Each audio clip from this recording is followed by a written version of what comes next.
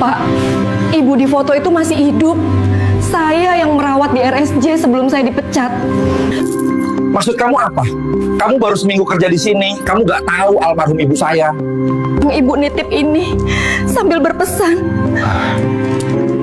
di rumah ini ada orang yang ingin dia mati.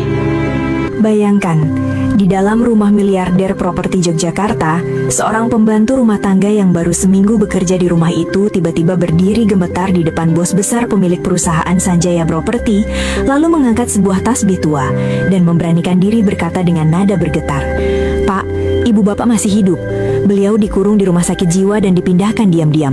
Saya dulu bekerja di rumah sakit jiwa itu. Ini buktinya, tasbih milik ibu bapak yang diberikan kepada saya 10 tahun lalu. Beliau berpesan, di rumah ini ada orang yang sengaja membuat dunia percaya beliau sudah meninggal. Ternyata..." Sahabat semuanya, sebelum kita mulai kisah ini, tuliskan dulu di kolom komentar dari kota mana kalian menonton. Ini dimudahkan segala urusannya, dilapangkan rizkinya, disehatkan badannya, dan dikabulkan semua hajat dunia akhirat oleh Allah Subhanahu wa Ta'ala. Amin ya Rabbal Alamin. Sekarang, mari kita mulai ceritanya. Hujan rintik menetes di kaca-kaca tinggi rumah Sanjaya. Suaranya seperti mengetuk pelan namun tak berhenti. Di ruang kerja lantai bawah, lampu kuning memantul pada maket gedung dan peta proyek yang ditata rapi. Rudi Sanjaya yang biasanya tegas, malam itu duduk terdiam. Jasnya sudah ia lepas, dasinya longgar, dan matanya menatap lembar laporan tanpa benar-benar membaca. Di sudut ruangan, piano hitam mengkilap berdiri seperti saksi lama.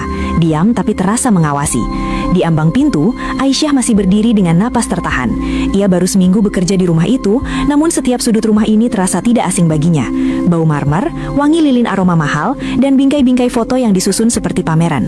Di telapak tangannya, tasbih tua itu tampak kecil, tapi beratnya seolah menekan seluruh ruangan. Rudi menatap tasbih itu. Wajahnya berubah perlahan, seperti seseorang yang baru diseret pulang oleh kenangan.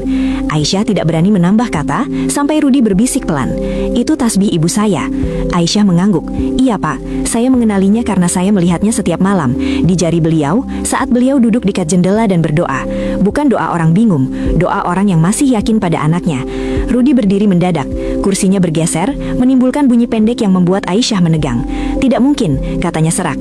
"Ibu Sukaisi sudah meninggal. Saya menerima suratnya, saya mengurus pemakamannya. Petinya tertutup, semua orang hadir." Aisyah menelan ludah.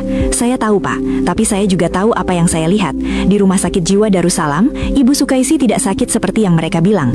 Beliau sadar, mengingat detail, dan setiap malam menyebut nama bapak. Beliau pernah berkata, kalau piano di rumah kembali berbunyi, beliau akan tahu Allah masih membuka jalan pulang." Kalimat piano membuat dada Rudi seperti ditarik.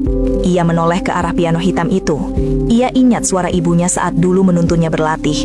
Tangan tua yang disiplin membetulkan posisi jari, lalu berkata pelan, "Kalau kamu bermain tanpa hati, itu hanya bunyi." Rudi menutup mata sejenak. Saat membukanya lagi, ia mengambil tasbih dari tangan Aisyah. Jarinya gemetar ketika butir pertama menyentuh kulitnya. "Siapa yang melakukan ini?" tanya Rudi, lebih seperti bertanya pada dirinya sendiri. Aisyah menurunkan suara. "Saya tidak berani menuduh tanpa bukti, Pak. Tapi saya dengar sendiri Dokter Bagas bicara pada staf. Selama pembayaran dari keluarga lancar, pasien itu tidak akan keluar.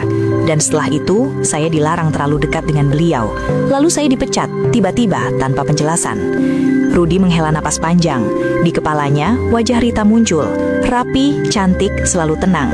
Rita yang sering berkata rumah ini butuh damai, butuh pewaris, butuh suasana tanpa tekanan supaya program hamil berhasil. Setiap kali ibunya mengingatkan soal pembukuan, soal jam makan, soal pengeluaran yang berlebihan, Rita selalu tersenyum manis dan berkata, "Aku pusing, jangan buat aku stres." Rudi dulu mengalah karena ia takut kehilangan istri, takut gagal jadi keluarga sempurna di mata sosialita. Aisyah menatapnya dengan mata basah. "Ibu Sukaisi pernah berpesan pada saya, Pak. Kalau suatu hari beliau dipindahkan, saya harus mencari Bapak. Beliau bilang ada orang di rumah ini yang akan menghapus namanya, lalu berkata ke dunia beliau sudah selesai. Tapi beliau juga bilang, kebohongan tidak menyembuhkan, hanya membusuk." Rudi mengekapkan tangan. Malam itu untuk pertama kali ia merasa bukan hanya kehilangan, tapi dibentuk untuk percaya pada kebohongan. Ia menatap Aisyah. "Kalau ibu saya masih hidup, saya harus menemukannya. Sekarang juga." Aisyah mengangguk cepat. "Saya tidak tahu lokasi akhirnya, Pak. Tapi ada jejak mutasi pasien. Ada nomor registrasi yang pernah saya lihat di berkasnya. Kalau kita bisa menemukan orang dalam yang masih menyimpan catatan, kita punya jalan." Rudi memasukkan tasbih itu ke saku kemejanya, seolah menyimpan nyawa. Ia meraih ponselnya, lalu berhenti saat langkah kaki terdengar dari arah tangga. Pelan, terukur, seperti seseorang baru pulang. Rudi tidak menoleh, tapi ia tahu wangi parfum itu tidak mungkin salah. Dan di detik itu, ia sadar setiap kata yang keluar setelah ini bisa menjadi awal perang paling sunyi di rumahnya sendiri. Dari balik lengkung tangga, Rita sudah menjejakkan tumitnya ke lantai marmer dan wangi parfumnya merayap masuk seperti kabut. Hujan di luar masih mengetuk kaca, sementara di dalam, udara mendadak rapat. Rudi berdiri dengan punggung kaku, tasbih itu terasa berat di saku kemejanya, dan Aisyah menunduk seperti orang yang baru saja membuka pintu rahasia. Rita masuk ke ruang kerja dengan langkah tenang.